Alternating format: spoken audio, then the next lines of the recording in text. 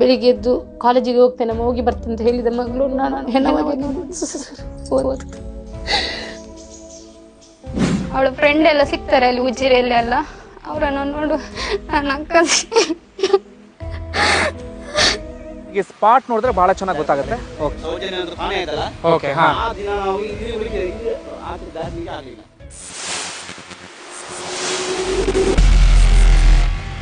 ಬಂಧುಗಳೇ ನಮಸ್ಕಾರ. ನಾನು ಇವತ್ತಿನ ಈ ವಿಡಿಯೋದಲ್ಲಿ ಸೌಜನ್ಯ ಪ್ರಕರಣಕ್ಕೆ ಸಂಬಂಧಪಟ್ಟ ಹಾಗೆ ಒಂದಷ್ಟು ಮಾಹಿತಿಯನ್ನ ನಿಮ್ಮ ಮುಂದೆ ಇಡ್ತಾ ಹೋಗ್ತೀನಿ. ನಾವೆಲ್ಲರೂ ಕೂಡ ಸೋಷಿಯಲ್ ಮೀಡಿಯಾದಲ್ಲಿ ಚರ್ಚೆ ಮಾಡ್ತಾ ಇದ್ವಿ, ಹಾಗಂತೆ ಹೀಗಂತೆ ಅಂತ ಹೇಳಿ. ಆದ್ರೆ ನಾವು ಸ್ಪಾಟ್ಗೆ ಬಂದು ಪರಿಶೀಲನೆ ನಡೆಸಿದ ಸಂದರ್ಭದಲ್ಲಿ ಅಥವಾ ಸಂಬಂಧಪಟ್ಟವನ್ನ ಮಾತನಾಡಿಸಿದ ಸಂದರ್ಭದಲ್ಲಿ ಮಾತ್ರ ನಮಗೆ ಅಸಲಿ ವಿಚಾರ ಏನು ಎತ್ತ ಅನ್ನೋದೆಲ್ಲವೂ ಕೂಡ ಗೊತ್ತಾಗುತ್ತೆ.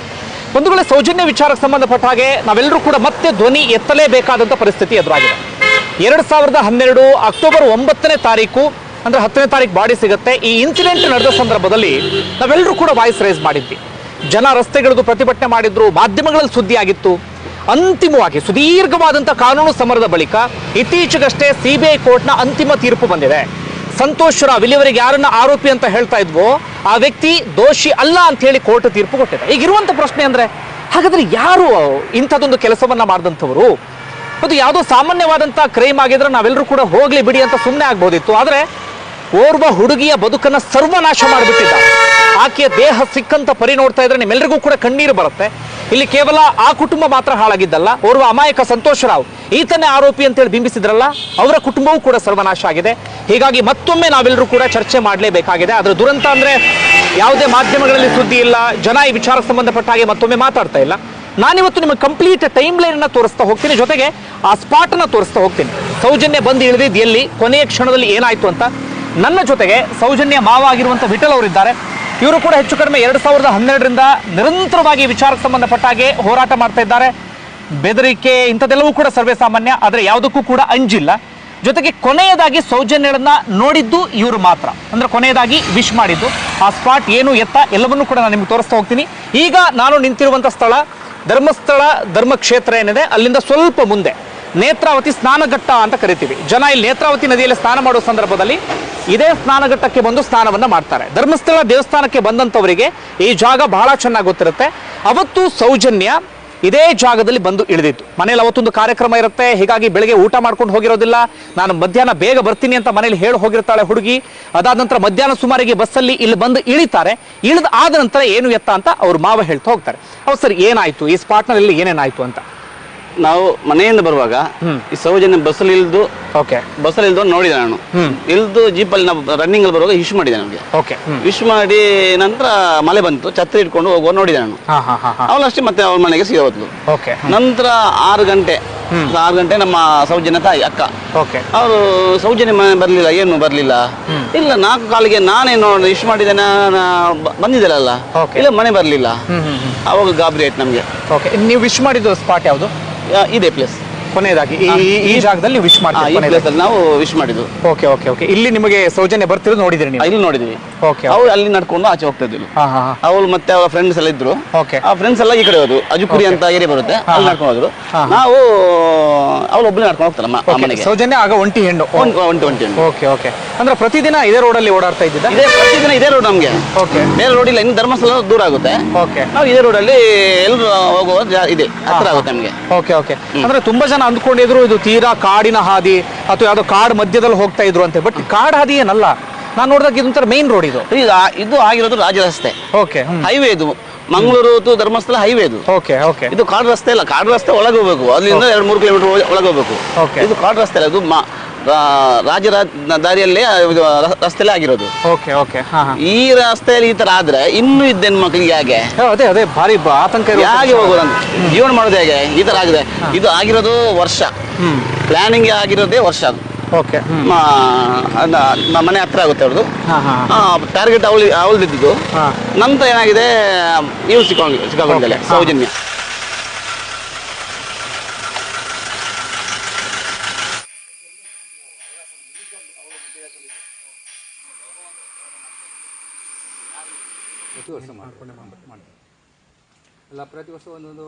ನಾನು ನಿಮಗೆ ಆರಂಭದಲ್ಲಿ ಸ್ನಾನಘಟ್ಟದ ಜಾಗವನ್ನ ತೋರಿಸ್ತೆ.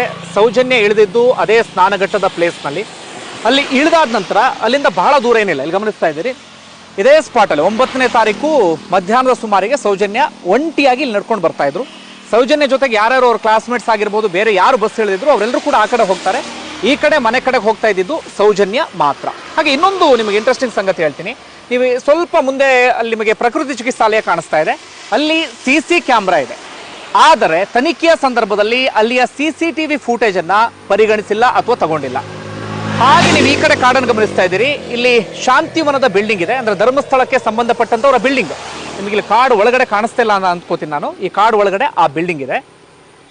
ಇದು ಈ ಪ್ರಕರಣಕ್ಕೆ ಇನ್ನಷ್ಟು ಪೂರಕ ಆಗತ್ತೆ. ನೀವು ಯಾವ ರೀತಿ ಅನ್ನೋದು ನೀವೇ ಯೋಚನೆ ಮಾಡಿ, ನಾನು ಬಾಯಿ ಬಿಟ್ಟು ಹೇಳೋದಕ್ಕೆ ಹೋಗೋದಿಲ್ಲ. ಅಲ್ಲಿ ಬಿಲ್ಡಿಂಗು ಹಂಚೆಲ್ಲವೂ ಕೂಡ ನಿಮಗೆ ಕಾಣಿಸ್ತಾ ಇದೆ. ಹಾಗೆ ನಾವಿಲ್ಲಿ ಕೆಳಗಡೆ ಬಂದರೆ ಸ್ವಲ್ಪ ಸೌಜನ್ಯ ಇದೇ ಸ್ಪಾಟ್ನಲ್ಲಿ ನಡ್ಕೊಂಡು ಬರ್ತಾ ಇದ್ರು. ನಡ್ಕೊಂಡು ಬರುವ ಸಂದರ್ಭದಲ್ಲಿ ಸೌಜನ್ಯಗಳನ್ನ ಎಳ್ಕೊಂಡು ಹೋಗಿದ್ದು ಇದೇ ಸ್ಪಾಟ್ನಲ್ಲಿ.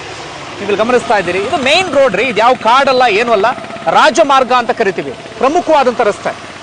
ನಿಜವಾಗ್ಲೂ ದುರಂತ ಇದು.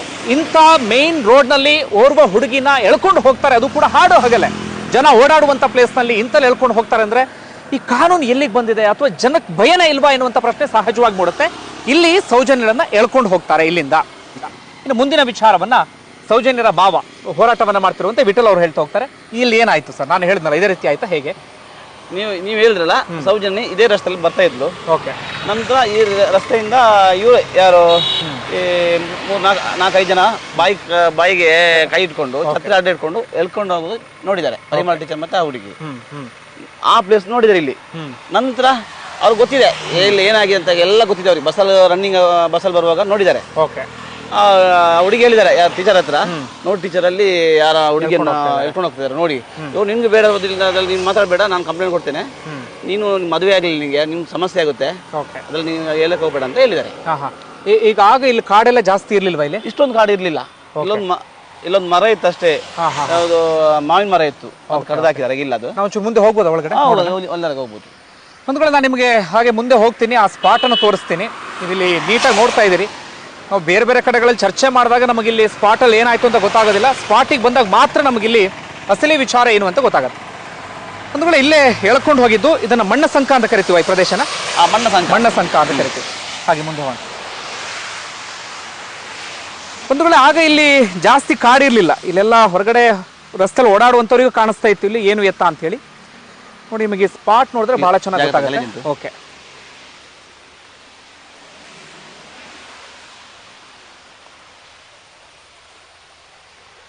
Okay okay okay. ಇಲ್ಲೇನಾಯ್ತು ಸರ್ ಅವತ್ತು? ಇಲ್ಲಿ ಇದೆ ಮೇಲೆ ಮೇಲೆ ಮೇಲೆ ಮೇಲೆ ಇದೆ. ಇಲ್ಲಿಂದ ನಮ್ಮ ಈ ಸ್ಪಾಟ್ ಅಲ್ಲಿ ನಮ್ಗೆ ಯಾವತ್ತು ಏನು ಸೌಜನ್ಯದ್ದು ಕಾಣೆ ಆಯ್ತಲ್ಲ, ಆ ದಿನ ನಾವು ಇಲ್ಲಿ ಹುಡುಕಿದೆ. ಇಲ್ಲಿ ಆಚೆ ದಾಟ್ಲಿಕ್ಕೆ ಆಗ್ಲಿಲ್ಲ, ಇಲ್ಲಿ ನೀರಿತ್ತು. ಇಲ್ಲೊಂದು 10 ಅಡಿ ನೀರಿತ್ತು ಅಲ್ಲಿ. ಈ ಲೆವೆಲ್ ನೀರಿತ್ತು, ನಮ್ಗೆ ಈ ಕಡೆ ಬರ್ಲಿಕ್ಕೆ ಆಗ್ಲಿಲ್ಲ. ನಂತರ ನಾವು ಮೇಲಿಂದ ಬಂದು ಇದೇ ಸ್ಪಾಟ್ ಅದನ್ನೆಲ್ಲ ಹುಡುಕಿದ್ವಿ. ಎಲ್ಲ ಹುಡುಕುವ ಅವತ್ತು ನಮ್ಗೆ 9 ತಾರೀಕಿಗೆ ಸಿಗ್ಲಿಲ್ಲ. 10ನೇ ತಾರೀಕಿಗೆ 8 ಗಂಟೆಗೆ ಬಾಡಿ ಅಲ್ಲಿ ಸಿಗ್ತದೆ, ಮರದ ಹತ್ರ. ಇಲ್ಲೇ ಸಿಗುತ್ತೆ? ಇಲ್ಲೇ ಸಿಗುತ್ತೆ, ಇಲ್ಲೇ ಸಿಗುತ್ತೆ. ಇಲ್ಲಿಂದ ನೋಡಿ ಕಾಣ್ತದೆ ಆ ಹುಡುಗಿ ಬಾಡಿ ಅಲ್ಲಿದೆ ಅಂತ. ಹಾಗಾದ್ರೆ ಎಲ್ಲಿ ಬಂತು? ಮಳೆ ಬಂದಿದೆ. ಅವತ್ತು ನಾವು ಛತ್ರಿ ಇಟ್ಕೊಂಡೇ ನಾವು ಹುಡುಕಿದೆಲ್ಲ. 400 ಜನ ಮೇಲೆ ಹುಡುಕಿದ್ವಿ ನಾವು. ರಾತ್ರಿ 11-12 ಗಂಟೆ ರಾತ್ರಿ ಎಲ್ಲ 400 ಜನ ಹುಡುಕಿ ನಮ್ಗೆ ಬಾಡಿ ಸಿಗುದಿಲ್ಲ. ನನ್ ಬೆಳಿಗ್ಗೆ 8 ಗಂಟೆ ಇಲ್ಲೇ ಕಾಣ್ತದೆ ಬಾಡಿ. ನಿಮಗೆ ಸಿಗತ್ತೆ? ಹೌದು. ಓಕೆ. ಯಾವ ಸ್ಥಿತಿಲಿ ಇತ್ತು ಸರ್ ಬಾಡಿ? ಬಾಡಿ ಬಟ್ಟೆ ಯಾವ್ದಿಲ್ಲ, ಅರೆ ನಗ್ನಾಣಿ. ಗರ್ಭಾಶಯ ಮಣ್ಣೆ ಆಗಿದ್ರೆ ಇದ್ರಲ್ಲಿದೆ, ಯಾವುದು ಡಾಕ್ಟರ್ ಇದ್ರಲ್ಲಿದೆ. ಮಣ್ಣಾಗ್ಲಿಲ್ಲ ಬಾಡಿ. ನಾವು ಏನು ಅಷ್ಟೊಂದು ಗೈಯೆಲ್ಲ ಗಟ್ಟಿ ಆಗ್ಲಿಲ್ಲ, ಮಾಮೂಲಿ ಆಗಿರುತ್ತೆ ಆ ತರ ಇತ್ತು. ನೋಡುವಾಗ ನಮ್ಗೆ ಭಯಂಕರ ನೋವಾಯ್ತು. ರಾತ್ರಿ ಪೂರ್ತಿ ಚಿತ್ರಹಿಂಸೆ ಕೊಟ್ಟಿದ್ರು ಅನ್ಸುತ್ತೆ. ಅದು ರಾತ್ರಿ ಅಂದ್ರೆ ಅವರು ಬೆಳಿಗ್ಗೆ ಊಟ ಮಾಡ್ಲಿಲ್ಲ. ಸೌಜನ್ಯ ನಮ್ಮಲ್ಲಿ ಪೂಜೆ ಇತ್ತಲ್ಲ ಅಂತ ಊಟ ಮಾಡ್ಲಿಲ್ಲ. ಮಧ್ಯಾಹ್ನ ಅಮ್ಮ ನಾನು ಮಧ್ಯಾಹ್ನ ಬರ್ತೇನೆ, ನಾನು ಊಟ ಮಾಡೋದಿಲ್ಲ ಅಂತ ಹೇಳಿ ಕಾಲೇಜ್ ಹೋಗಿದ್ದಾಳೆ. ಆವತ್ತು ಮಧ್ಯಾಹ್ನ ಬರ್ಲಿಲ್ಲ. ಮಧ್ಯಾಹ್ನ ಸಾಯಂಕಾಲ ಹೋಗ ಈ ತರ ಆಯ್ತಾ. ಆ ಸ್ಪಾಟ್ ಅವತ್ತೇ ದಿನ ರಾತ್ರಿ 6 ಗಂಟೆಗೆ ನಮ್ಗೆ ಹಸು ಆಗ್ತದೆ ಅಂತ ಹೇಳಿ ಬೊಬ್ಬೆ ಗೆಲ್ತದಂತೆ. ಎಲ್ಲಿ? ಆ ಸ್ಪಾಟ್ ಅಲ್ಲಿ. ಅಲ್ಲಿ ಇವರು ಹೇಳ್ಕೊಂಡು ಹೋಗಿದ್ದಾರೆ. ಅಕ್ಕಪಕ್ಕ ಮನೆ ಹೇಳ್ತಾರೆ, ನಂಗೆ ಹಸು ಆಗ್ತದೆ ಅಂತ ಬೊಬ್ಬೆ ಗೆಲ್ತದೆ. ಅನ್ನ ತಂದು ಕೊಡ್ತಾರೆ. 8 ಗಂಟೆಗೆ ಇವ್ರು ಭಯಂಕರ ಬೊಬ್ಬೆ ಅಂತೆ. ಬೊಬ್ಬೆ ಭಯಂಕರ 8-8:30 ಗಂಟೆಯಲ್ಲಿ ಬೊಬ್ಬೆಯಾಗಿ ನೋವು ಕಿರಿಚಾಟ ಭಯಂಕರ ಇತ್ತಂತೆ. ನಂತರ ಆ ಮನೆಯವರು ಅಮ್ಮ ಏನೋ ಅಲ್ಲಿ ಹುಡುಗಿಂದು ಯಾವ್ದು ಹುಡುಗಿದು ಬೊಬ್ಬೆಗೆ ಹೇಳ್ತದೆ ಅಂತ ಹೇಳಿದ್ರು. ಅದಕ್ಕೆ ಮನೆ ನೀನು ಅದೆಲ್ಲ ಕೇಳ್ಬೇಡ, ಅಲ್ಲಿ ಮಾಮೂಲಿ ಕೇಳ್ಬೇಡ ಅಂತ ಹೇಳಿದ್ರು. ಆ ಹೊತ್ತಿಗೆ 4-5 ಗಾಡಿ ಬಂತಂತೆ. ಗಾಡಿ ಬಂದ ತಕ್ಷಣ ಇಲ್ಲ, ಯಾವ ಬೊಬ್ಬೆನೂ ಇಲ್ಲ. ಅಲ್ಲಿಂದ ಗಾಡಿಯಲ್ಲಿ ತಿರ್ಗಾ ಅಲ್ಲಿ ಹಾಕೊಂಡು ಬೇರೆ ಇದಕ್ಕೆ ಹೋಗಿದ್ದಾರೆ. ಆಮೇಲೆ ತಂದು ಇಲ್ಲಿ ಹಾಕಿದ್ದಾರೆ. ಅಲ್ಲಿ ಆಮೇಲೆ ಸಂತೋಷ್ ರಾವ್ ತಲೆ ಕಟ್ಟಿದ್ದಾರೆ. ಸಂತೋಷ್ ರಾವ್ ತಲೆಗೆ ನೀನೇ ಮಾಡಿದಂತ, ಅದು ಬೈ ಫೋರ್ಸ್ ಅಲ್ಲಿ ನೀನೇ ಒಪ್ಕೋಬೇಕು, ನೀನೇ ಮಾಡಿದ ಚಿತ್ರಹಿಂಸೆ ಕೊಟ್ಟು. ಒಂದು ದಿನ ನಾನು ನೋಡಿದ್ದೇನೆ, ಹೊಡಿದಲ್ಲಿ ಬೆಲ್ತಾನ್ ಸ್ಟೇಷನ್ ಅಲ್ಲಿ ಹೊಡೆದದ್ದು. ಸರ್ ಎಷ್ಟು ಗಂಟೆಗೆ 8-9 ಗಂಟೆಗೆ ಇವನಿಗೆ ಟ್ರೀಟ್ಮೆಂಟ್ ಕೊಡ್ಲಿಕ್ಕೆ ಶುರು ಮಾಡಿದ್ದಾರೆ. ಹೊಡಿಲಿಕ್ಕೆ ರಾತ್ರಿ 2-3 ಗಂಟೆ ಹೊಡೆದಿದ್ದಾರೆ. ಒಂದು ಕಡೆ ಏನಾಯ್ತು ಅವತ್ತು ಅಂದ್ರೆ ಇವರೆಲ್ಲ ನಿಮಗೆ ಕ್ಲಿಯರ್ ಆಗಿ ಹೇಳ್ತಾ ಇದ್ರು, ಸೌಜನ್ಯ ನಾಪತ್ತೆ ಆದ ದಿನ ಇಲ್ಲೆಲ್ಲ ಸಿಕ್ಕಾಪಟ್ಟೆ ಹುಡುಕಿದ್ದಾರೆ. ಯಾಕೆ ಅಂದ್ರೆ ಇದೇ ರೋಡಲ್ಲಿ ಸೌಜನ್ಯ ಓಡಾಡ್ತಾ ಇದ್ದಿದ್ದಲ್ಲ, ಈ ಕಾರಣಕ್ಕಾಗಿ ಇಲ್ಲೆಲ್ಲ ಕಡೆಗಳಲ್ಲಿ ಸರ್ಚ್ ಮಾಡಿದ್ದಾರೆ. ಹೆಚ್ಚು ಕಡಿಮೆ 1,000 ಜನ. ಆದರೆ ಸೌಜನ್ಯಕ್ಕೆ ಸಂಬಂಧಪಟ್ಟ ಸಣ್ಣ ಸುಳಿವು ಕೂಡ ಸಿಕ್ಕಿಲ್ಲ. ಆದರೆ ಮಾರನೇ ದಿನ 10ನೇ ತಾರೀಕು ಬೆಳಗ್ಗೆ 8 ಗಂಟೆ ಸುಮಾರಿಗೆ ಸೌಜನ್ಯ ಬಾಡಿ ಇಲ್ಲಿ ಸಿಗುತ್ತೆ. ಈಗ ಇಲ್ಲಿ ಎಲ್ಲರಲ್ಲೂ ಕೂಡ ಇರುವಂತ ಪ್ರಶ್ನೆ ಅಂದ್ರೆ, ಸಂತೋಷ್ ರಾವೇ ಏನಾದ್ರೂ ಆರೋಪಿ ಆಗಿದ್ದ ಅಂತ ಆದ್ರೆ ಅಥವಾ ದೋಷಿ ಆಗಿದ್ದ ಅಂತ ಆದ್ರೆ ಬಾಡಿ ಹಿಂದಿನ ದಿನವೇ ಇಲ್ಲಿ ಸಿಗಬೇಕಿತ್ತು ಅವರಿಗೆ, ಅಥವಾ ಸಂತೋಷ್ ರಾವ್ ಇರುವಂತ ಟೆಂಟ್ ಸಿಗ್ಬೇಕಿತ್ತು. ಆದ್ರೆ ಮಾರನೇ ದಿನ ಹೇಳ್ತಾ ಇದ್ದಾರೆ ಇಲ್ಲ ಸಂತೋಷ್ ರಾವ್ ಇಲ್ಲಿ ಟೆಂಟ್ ಹಾಕೊಂಡಿದ್ದ ಅಂತ. ಆದ್ರೆ ಯಾವ ಟೆಂಟು ಕೂಡ ಇವರಿಗೆ ಸಿಕ್ಕಿಲ್ಲ. ಹಾಗೆ ಇನ್ನೊಂದು ಭಾರಿ ಬೇಸರದ ಸಂಗತಿ ಅಂದ್ರೆ, ಸೌಜನ್ಯ ಜೊತೆಗೆ ಸಿಕ್ಕಂತ ಪುಸ್ತಕಗಳು ಒದ್ದೆ ಆಗಿರ್ಲಿಲ್ಲ, ಬ್ಯಾಗ್ ಒದ್ದೆ ಆಗಿರ್ಲಿಲ್ಲ, ಏನೇನು ಕೂಡ ಒದ್ದೆ ಆಗಿರ್ಲಿಲ್ಲ. ಹಾಗಾದ್ರೆ ಹಿಂದಿನ ದಿನನೇ ಬಾಡಿ ಇಲ್ಲಿ ಇತ್ತು ಅಂತ ಆಗಿದ್ರೆ, ಅಷ್ಟೊಂದು ಮಳೆ ಬರ್ತಾ ಇತ್ತು, ಇವರೆಲ್ಲರೂ ಕೂಡ ಹುಡುಕಾಡಿದ್ದಾರೆ, ಅದು ಯಾವುದು ಒದ್ದೆ ಆಗಿಲ್ಲ ಅಂದ್ರೆ ಏನರ್ಥ ಅಂದ್ರೆ ಅಲ್ಲಿ ಬಹಳ ಕ್ಲಿಯರ್ ಆಗಿ ಗೊತ್ತಾಗ್ತಾ ಇದೆ. ಎಲ್ಲೋ ತೆಗೆದುಕೊಂಡು ಹೋಗಿ 4-5 ಜನ ಆಕೆಗೆ ಚಿತ್ರಹಿಂಸೆ ಕೊಟ್ಟು ಆಕೆಯ ಪ್ರಾಣವನ್ನ ತೆಗೆದು ಅದಾದ ಬಳಿಕ ಬಾಡಿನ ಇಲ್ಲಿ ತಂದು ಹಾಕಿದ್ದಾರೆ. ಸುಮ್ಮನೆ ಈ ಸಂತೋಷ್ ರಾವ್ ಎನ್ನುವಂತ ವ್ಯಕ್ತಿಯ ತಲೆಗೆ ಕಟ್ಟುವಂತ ಕೆಲಸವನ್ನ ಮಾಡಿದ್ದಾರೆ. ನಾನು ಸಂತೋಷ್ ರಾವ್ ಡೀಟೇಲ್ಸ್ ಅನ್ನು ಕೂಡ ನಿಮ್ಗೆ ಹೇಳ್ತಾ ಹೋಗ್ತೀನಿ. ಬಾಹುಬಲಿಯ ಬೆಟ್ಟ ಅಂತ ಸ್ವಲ್ಪ ಮುಂದೆ ಸಿಗುತ್ತೆ, ಅಲ್ಲಿ ಏನೇನಾಯ್ತು ಅದನ್ನು ಕೂಡ ನಿಮ್ಮ ಮುಂದೆ ನಾನು ಡೀಟೇಲ್ ಆಗಿ ಹೇಳ್ತಾ ಹೋಗ್ತೀನಿ. ಆನಂತರ ಎಲ್ಲ ಸಾಕ್ಷಿನೂ ನಾಶ ಮಾಡ್ತಾ ಹೋಗ್ತಾರೆ. ಎಲ್ಲ ಅವ್ಳು ಛತ್ರಿ ಇತ್ತು, ನಾವು ಛತ್ರಿ ಇಟ್ಕೊಂಡು ನಾನು ನೋಡಿದ್ದಾನೆ. ಅವಳು ಛತ್ರಿ ಇಲ್ಲ, ಒಂದು ಅವಳ ಕಾಲಲ್ಲಿ ಚಪ್ಪಲಿ ಇದೆ, ಒಂದು ಚಪ್ಪಲಿ ಇಲ್ಲ. ವೈದ್ಯಕೀಯ ಪರೀಕ್ಷೆ ಸರಿಯಾದ ರೀತಿಲಿ ಆಗ್ಲಿಲ್ಲ. ಫೊರೆನ್ಸಿಕ್ ರಿಪೋರ್ಟ್ ಸರಿಯಾದ ರೀತಿಲಿ ಬರ್ಲಿಲ್ಲ, ಅದು ಸರಿ ಆಗ್ಲಿಲ್ಲ. ಇಲ್ಲಿ ಸಿಸಿಟಿವಿ ಫುಟೇಜ್ ಅನ್ನ ಕಲೆಕ್ಟ್ ಮಾಡಿಲ್ಲ. ಇಲ್ಲ ಅಲ್ಲ, ಅದು ಸಾಕ್ಷಿ ಏನೆಲ್ಲ ನಾಶ ಮಾಡ್ಬೇಕು, ಕೇಸ್ ಮುಚ್ಚು, ಅದೆಲ್ಲ ಅವ್ರು ಮಾಡಿದ್ದಾರೆ. ನೀಟಾಗಿ ಬಿಟ್ರು ಆರಾಮ. ಅದಕ್ಕೆ ಏನೆಲ್ಲ ಬೇಕಲ್ಲ ಪೊಲೀಸ್ ಇಲಾಖೆ ಮತ್ತೆ ವೈದ್ಯಕರೆಲ್ಲ ಅವ್ರು ಮಾಡಿ ಕ್ಲೀನ್ ಮುಚ್ಚಿಬಿಟ್ಟಿದ್ದಾರೆ ಅದನ್ನ. ಈಗ ಇಲ್ಲಿ ಇನ್ನೊಂದು ಇರುವಂತ ಪ್ರಶ್ನೆ ಅಂದ್ರೆ, ಈ CBI ನವ್ರು ಏನ್ ಮಾಡಿದ್ರು ಅಂದ್ರೆ, ಸಂತೋಷ್ ರಾವ್ ಆರೋಪಿ ಅಂತ ಬಿಂಬಿಸಕ್ಕೆ ಏನೇನು ಪ್ರಯತ್ನ ಪಟ್ಟರು ಅದೆಲ್ಲ ಮಾಡಿದ್ರು. ನಿಜವಾದ ಆರೋಪಿನ ಪತ್ತೆ ಹಚ್ಚೋ ಕೆಲಸ ಆಗ್ಲಿಲ್ಲ. ಅವ್ರಿಗೆ ನಾವು ಹೇಳಿದೆವು, ಸೌಜನ್ಯ ಪ್ರಕಾರ 9 ತಾರೀಕಿಗೆ 12-13 ತಾರೀಕಿಗೆ ಸಂತೋಷ್ ರಾವ್ ಇದ್ರಲ್ಲಿ ಇಲ್ಲ ಅಂತ ನಾವು ಸ್ಟಾರ್ಟಿಂಗ್ ಅಲ್ಲಿ ಹೇಳಿದ್ವಿ. ಅವತ್ತು ಹೇಳಿದ್ವಿ ನಾವು, ಸಂತೋಷ್ ಸಿಕ್ಕಿದಾನಲ್ಲ ಅವತ್ತು ಇವನಲ್ಲ ಅಂತ ನಾವು ಅವತ್ತು ಹೇಳಿದ್ವಿ. ಇವನು ಅಲ್ಲ ಅಂತ ಇವನು ಫಿಕ್ಸ್ ಮಾಡ್ಲಿಕ್ಕೆ 11 ವರ್ಷ ಆಯ್ತು ಇವ್ರಿಗೆ, CBI ಅವರಿಗೆ.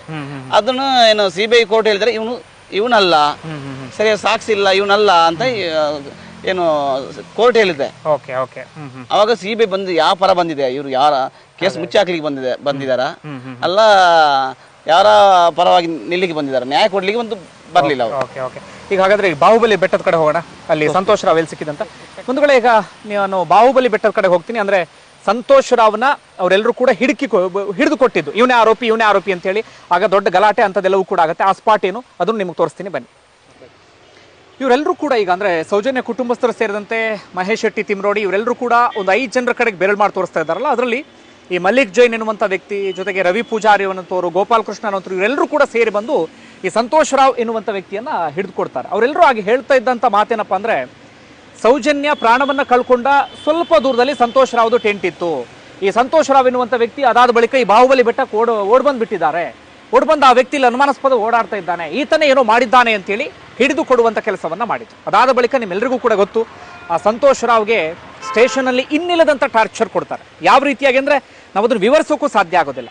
ನಿನ್ನ ಅಪ್ಪ ಅಮ್ಮನಿಗೆ ಹಾಗೆ ಮಾಡ್ತೀವಿ, ನಿನ್ನ ಅಣ್ಣ ತಮ್ಮಂದ್ರಿಗೆ ಹೀಗೆ ಮಾಡ್ತೀವಿ, ಹಾಗೆ ಹೀಗೆ ಅಂತೇಳಿ ಆತ ಸ್ವಯಂಕೃತವಾಗಿ ಒಪ್ಕೊಳ್ಳುವ ರೀತಿಯಲ್ಲಿ ಮಾಡ್ತಾರೆ. ಈ ಕಾರಣಕ್ಕಾಗಿ ಆ ಸಂತೋಷ್ ರಾವ್ ಅನಿವಾರ್ಯವಾಗಿ ಒಪ್ಕೊಳ್ಳುವಂಥ ಪರಿಸ್ಥಿತಿ ಕೂಡ ಎದುರಾಯಿತು. ನೋಡಿ, 2 ಕುಟುಂಬದ ಬದುಕನ್ನು ನಾಶ ಮಾಡುವಂಥ ಕೆಲಸವನ್ನು ಮಾಡಿದ್ರು. ಯಾರು ಎಲ್ಲರಲ್ಲೂ ಕೂಡ ಇರುವಂಥ ಪ್ರಶ್ನೆ. ನಮ್ಮ ಜೊತೆಗೆ ವಿಠಲ್ ಅವರಿದ್ದಾರೆ, ಅವ್ರನ್ನು ಕೇಳ್ತೀನಿ. ಅವತ್ತು ಏನಾಯ್ತು ಸರ್ ಸಂತೋಷ್ ರಾವ್ ವಿಚಾರದಲ್ಲಿ? ಸಂತೋಷ್ ರಾವ್ ಇದ್ದ ಪ್ಲೇಸ್ ಇದೆ ಈ ಜಾಗದಲ್ಲಿ. ಆಶಿಷ್ ಜೈನ್, ಮಲ್ಲಿಕ್ ಜೈನ್, ರವಿ ಪೂಜಾರಿ, ಗೋಪಾಲಕೃಷ್ಣ ಗೌಡ, ಇದೇ ಪ್ಲೇಸ್ ಅಲ್ಲ ಅವನು ಹಿಡಿದು ಅವ್ರು ಹಿಡ್ಕೊಂಡು ಕೊಟ್ಟಿರೋದು. ಅದು ಇಲ್ಲ ಎಷ್ಟು ಹೊಡಿದ್ದಾರೆ ನಮ್ಗೆ ಗೊತ್ತಿಲ್ಲ, ನೋಡಿಲ್ಲ. ಪಬ್ಲಿಕ್ ಹಿಡಿದು ಕೊಟ್ಟು ಮತ್ತೆ ಸ್ಟೇಷನ್ಗೆ ಕರ್ಕೊಂಡೋಗಿ. ಇಲ್ಲೆಲ್ಲ ಗಲಾಟೆ ಆಯ್ತಾ? ಇಲ್ಲಿ ತುಂಬಾ ಗಲಾಟೆ ಆಗಿದೆ. ಗಲಾಟೆ ಆಗಿರೋದು ಪೊಲೀಸ್ ಸ್ಟೇಷನ್ OP ಅಲ್ಲಿತ್ತು. OP ಸ್ಟೇಷನ್ ಪೊಲೀಸ್ ಸ್ಟೇಷನ್ ಅಲ್ಲಿತ್ತು ಕೆಳಗಡೆ. ಅಲ್ಲಿ ಬರುವಾಗ ಇವರು ಅವ್ನು ಹೊಡೆದಿದ್ದಾರೆ, ಇವರೇ ಹೊಡೆದು ಗಾಯ ಮಾಡಿ ಎಲ್ಲ ಸ್ಟೇಷನ್ ಕೊಟ್ಟಿದ್ದಾರೆ. ನಂತರ ಪಬ್ಲಿಕ್ ಎದ್ದಾಗ ಎಲ್ಲ ಅವರ ಪೊಲೀಸ್ ಗಾಡಿ ಎಲ್ಲ ಉಡಿ ಮಾಡಿದ್ರು, ಗಲಾಟೆ ಆಯ್ತು, ತುಂಬಾ ಇದಾಯ್ತು. ನಂತರ ಬೆಳ್ತಂಗಡಿ ಹೋಗಿ ಅಲ್ಲಿ ಗಲಾಟೆ ಜೋರಾಗಿದೆ. ಸಂತೋಷ್ ರಾವ್ಗೂ ಹೊಡೆದಿದ್ದಾರೆ, ಅಲ್ಲಿ ಹೊಡೆದಿದ್ದಾರೆ, ಇಲ್ಲಿ ಹೊಡೆದಿದ್ದಾರೆ.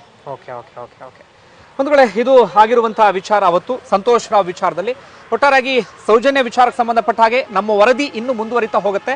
ಸದ್ಯ ಇವತ್ತಿನ ಈ ವಿಡಿಯೋದಲ್ಲಿ ನಾನು ನಿಮಗೆ ಸ್ಪಾಟ್ ಅನ್ನು ತೋರಿಸಿದ್ದೇನೆ. ಹಾಗೆ ವಿಠಲ್ ಅವರು ಕೂಡ ಸೌಜನ್ಯ ಅವರ ಮಾವ ಏನೇನು ಆಯ್ತು ಅನ್ನುವಂತಹ ವಿವರಣೆಯನ್ನು ಕೂಡ ನಿಮ್ಮ ಮುಂದೆ ಇಟ್ಟಿದ್ದಾರೆ. ಯಾಕೆ ಬಂಧುಗಳೇ, ಇದು ಸೌಜನ್ಯ ನಿವಾಸ, ಮನೆ ತುಂಬಾ ಜನ ಇದ್ದಾರೆ. ಆದರೂ ಕೂಡ ಒಂದು ರೀತಿಯಾದಂಥ ನೀರವ ಮೌನ, ಒಂದು ರೀತಿಯಾದಂಥ ಸಂಕಟ ಪ್ರತಿದಿನ ಇದೆ. ಯಾಕಂದ್ರೆ ಮನೇಲಿ ಯಾವುದೋ ಸಹಜ ಸಾವಾದಾಗ ಸ್ವಲ್ಪ ದಿನಕ್ಕೆ ಮರ್ತು ಬಿಡ್ತಾರೆ. ಆದರೆ ಇಂತಹ ಘಟನೆ ಆದಂಥ ಸಂದರ್ಭದಲ್ಲಿ ಅದನ್ನ ಮರೆಯೋದಕ್ಕೆ ಸಾಧ್ಯವೇ ಇಲ್ಲ. ಪ್ರತಿದಿನ ಪ್ರತಿ ಕ್ಷಣ ಇವರೆಲ್ಲರೂ ಕೂಡ ಸೌಜನ್ಯ ನೆನಪಲ್ಲೇ ಬದುಕ್ತಾ ಇದ್ದಾರೆ. ನಾನು ಈ ವಿಡಿಯೋ ಮಾಡೋಕ್ಕೂ ಮುನ್ನ ಅವ್ರ ಮನೆಯವರೆಲ್ಲರೂ ಕೂಡ ಮಾತನಾಡಿಸ್ತಾ ಇದ್ದೆ. ಮಾತನಾಡಿಸೋ ಸಂದರ್ಭದಲ್ಲೇ ಗೊತ್ತಾಗ್ತಿತ್ತು ಅವರು ಅನುಭವಿಸ್ತಿರುವಂತಹ ಸಂಕಟ ಏನು ಅಂತ. ಒಂದು ಕಡೆ ಗಮನಿಸ್ತಾ ಇದ್ದೀರಿ, ಸೌಜನ್ಯ ಫೋಟೋವನ್ನ ಇಟ್ಟಿದ್ದಾರೆ. ಫೋಟೋವನ್ನ ಇಟ್ಟು ಇಲ್ಲಿ ಪ್ರತಿದಿನ ಸೌಜನ್ಯಳಿಗೆ ದೀಪವನ್ನ ಹಚ್ಚುತ್ತಾ ಇದ್ದಾರೆ. ಸೌಜನ್ಯ ಆತ್ಮಕ್ಕೆ ಶಾಂತಿ ಕೋರುವಂತ ಕೆಲಸ ಮಾಡ್ತಿದ್ದಾರೆ.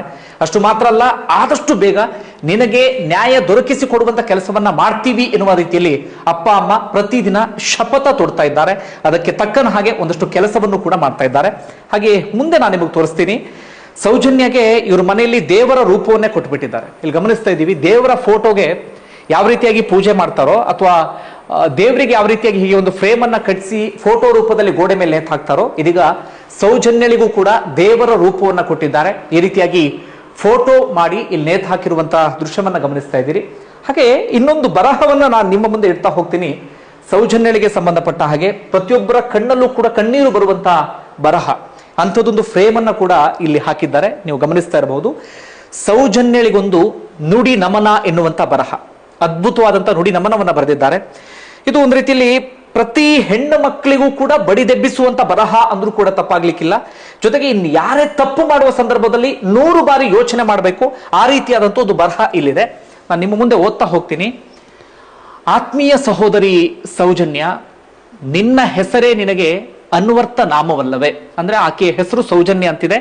ಸೌಜನ್ಯ ರೂಪದಲ್ಲಿಯೇ ಇದ್ದಂತ ಹೆಣ್ಮಗಳು ಆಕೆ. ಅರಳುವ ಮುನ್ನವೇ ಬಾಡಿ ಹೋದೆಯ, ತಪ್ಪಾದರೂ ನೀನು ಮಾಡಿದ್ದು ಏನನ್ನ? ಯಾರಲ್ಲೂ ಉತ್ತರ ಇಲ್ಲ, ಏನು ತಪ್ಪು ಇಲ್ಲ. ಏನೂ ತಪ್ಪು ಮಾಡದೆ ಅನುಭವಿಸುವಂತ ಪರಿಸ್ಥಿತಿ ಎದುರಾಯ್ತು ನೋಡಿ. ಹೆತ್ತೊಡಲ ಕೂಗು ನಿನಗೂ ಕೇಳಿಸ್ತಿದೆಯೋ? ಭವಿಷ್ಯತ್ತಿನ ಕನಸುಗಳು ನಿನಗೆ ಅವೇನಿತ್ತೋ? ಅಂದ್ರೆ ಭಾರಿ ಅದ್ಭುತವಾದಂತ ಭವಿಷ್ಯವನ್ನ ಅಂದ್ರೆ ಕನಸನ್ನ ಕಂಡಂತವಳು ಸೌಜನ್ಯ. ಯಾವುದಕ್ಕೂ ಬಿಡಲಿಲ್ಲ ಈ ಕ್ರೂರಿಗಳು, ಪಾಪಿಗಳು, ನರಭಕ್ಷಕರು. ಇನ್ನೂ ಯಾವ್ದಾದ್ರು ಕೆಟ್ಟ ಪದಗಳಿದ್ರೆ ಆ ಪದಗಳನ್ನು ಆ ದುಷ್ಟರಿಗೆ ನಾವು ಬಳಸಬೇಕಾಗತ್ತೆ. ಭವ್ಯ ಭಾರತ, ಮಾತೃ ಸ್ವರೂಪಿ, ಪಿತೃ ಸ್ವರೂಪಿ, ಇಲ್ಲೇ ಅದು ಈ ಧರ್ಮ ಸ್ವರೂಪಿ ಕ್ಷೇತ್ರದಲ್ಲೇ ಅನಾಥವಾಗಿತ್ತು ನಿನ್ನ ಶವ. ಧರ್ಮಸ್ಥಳ ಅಂದಾಗ ಧರ್ಮ ಕ್ಷೇತ್ರ ಅಂತೀವಿ, ಕೋಟಿ ಕೋಟಿ ಭಕ್ತರನ್ನ ಹೊಂದಿರುವಂತ ದೇವಸ್ಥಾನ. ಆದ್ರೆ ಆ ಧರ್ಮ ಕ್ಷೇತ್ರದ ಕೂಗಳತೆ ದೂರದಲ್ಲೇ ಇಂಥದ್ದೊಂದು ಘಟನೆ ನಡೆದು ಹೋಗ್ಬಿಟ್ಟಿತ್ತು. ಹುಡುಕಿದೆವು ನೀ ಮನೆಗೆ ಬಾರದ ಆ ದಿನ, ಮಾರನೇ ದಿನವೇ ನೀನು ನಮಗೆ ಸಿಕ್ಕಿದ್ದು. ಅದು ಉಸಿರಿಲ್ಲದ ಪಾಪಿಗಳು ಪರಚಿ ಗೀಚಿ ಕಟ್ಟಿ ನಿನ್ನದೆಲ್ಲವನ್ನ ಹೀರಿ ಉಳಿದ ಶವ ಮಾತ್ರ ನಮಗೆ ಸಿಕ್ಕಿದ್ದು. ಹೀಗೂ ನೀನು ಸಿಗಲಿಲ್ಲವೆಂದಾಗುತ್ತಿದ್ದರೆ ನಿನಗೆ ಶೀಲ ಸಂಶಯದ ಕಿರೀಟ ಧಾರಣೆ ಆಗ್ತಿತ್ತು. ನಾವಿಲ್ಲಿ ಗಮನಿಸಬೇಕಾಗಿರುವಂತ ವಿಚಾರ ಅದೇ. ಅವತ್ತೇನಾದ್ರೂ ಈ ರೂಪದಲ್ಲೂ ಸಿಕ್ಕಿಲ್ಲ ಅಂತ ಆಗಿದ್ರೆ ಸೌಜನ್ಯ ಶೀಲ ಬಗ್ಗೆನೇ ಒಂದಷ್ಟು ಜನ ಶಂಕೆಯನ್ನು ವ್ಯಕ್ತಪಡಿಸ್ತಾ ಇದ್ರು. ಮನಸ್ಸಿಗೆ ಬಂದ ಹಾಗೆ 100ಕ್ಕೆ 100 ಮಾತಾಡ್ತಾ ಇದ್ರು. ಯಾಕಂದ್ರೆ ನಮ್ಮ ಸಮಾಜ ಆ ರೀತಿಯಾಗಿ ಹೋಗ್ಬಿಟ್ಟಿದೆ. ಮನೆಯವರಿಗೂ ಮುಜುಗರದ ಸ್ಥಿತಿ ಇರ್ತಾ ಇತ್ತು. ಹಾಗಾಗಿದ್ರೆ ಸೌಜನ್ಯಗೆ ನೀನು ನಿನ್ನ ದಾರಿ ಹಿಡಿದು ಹೊರಟೆ, ನಮ್ಮೆಲ್ಲರನ್ನೂ ಕೂಡ ಬಿಟ್ಟು ದೂರಕ್ಕೆ. ಎಲ್ಲಿವೆ ಮಾನವ ಹಕ್ಕು ಆಯೋಗಗಳು, ಮಹಿಳಾ ಆಯೋಗಗಳು, ನ್ಯಾಯಾಲಯಗಳು? ಕಟ್ಟಡಗಳಿಗೆ ಬಿದ್ದರೆ ಕಲ್ಲು ಬರುವರು ದೆಹಲಿಯಿಂದ, ನೀನು ಕಟ್ಟಡವಲ್ಲ, ನೀನು ಕೇವಲ ಸೌಜನ್ಯ. ನೋಡಿ, ಅದ್ಭುತವಾದ ಬರಹ. ಹೌದು ಸೌಜನ್ಯ, ಇಂದು ಸಿಕ್ಕಿದ ಆರೋಪಿ ನ್ಯಾಯಾಲಯಗಳಿಗೆ ಸಾಕ್ಷಿ ಬೇಕು. ಸಾಕ್ಷಿ ಇದ್ದರೂ ಆರೋಪ ನಿಜವಾದರೂ ಜಾಮೀನಿಂದ ಹೊರಬರಬಹುದಲ್ವೇ?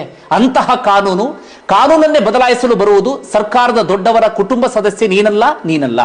ಆದರೂ ದೇವರ ನ್ಯಾಯಾಲಯ ಶಾಶ್ವತವಾದ ತೀರ್ಪು ಕೊಡುತ್ತದೆ. ಆಗ ನಿನ್ನಂತವರು ಅನೇಕ ಸಹೋದರಿಯರ ಆತ್ಮಗಳಿಗೂ ಮುಕ್ತಿಗೊಂಡಾವು, ಇದು ಸತ್ಯ. ಈ ರೀತಿಯಾಗಿ ಅದ್ಭುತವಾದಂತಹ ಬರಹವನ್ನ ಬರಿತಾ ಹೋಗಿದ್ದಾರೆ. ನಾನು ಆಗ್ಲೇ ಹೇಳಿದ್ನಲ್ಲ, ಇದು ಒಂದಷ್ಟು ಜನರಿಗೆ ಎಚ್ಚರಿಕೆಯ ಗಂಟೆ, ಒಂದಷ್ಟು ಜನ ಹೆಣ್ಣು ಮಕ್ಕಳಿಗೆ ಧೈರ್ಯ ತುಂಬುವಂತಹ ಬರಹ. ಇಂಥದೊಂದು ನುಡಿ ನಮನವನ್ನ ಬರೆದಿದ್ದಾರೆ. ಪ್ರತಿದಿನ ಅಪ್ಪ ಅಮ್ಮ ಕುಟುಂಬಸ್ಥರೆಲ್ಲರೂ ಕೂಡ ಓದುವಂತ ಕೆಲಸವನ್ನ ಮಾಡ್ತಾರೆ. ಹಾಗೆ ಇಲ್ಲಿ ಗಮನಿಸ್ತಾ ಇದ್ದೀರಿ, ಮನೆ ತುಂಬಾ ನಮಗೆ ಸಿಗೋದು ಸೌಜನ್ಯ ಫೋಟೋನೇ. ಇಲ್ಲಿ ನೋಡ್ತಾ ಇದ್ದೀರಿ, ಸೌಜನ್ಯ ಮುದ್ದಾದಂತ ಒಂದು ಫೋಟೋವನ್ನ ಇಲ್ಲಿ ಇಟ್ಟಿದ್ದಾರೆ.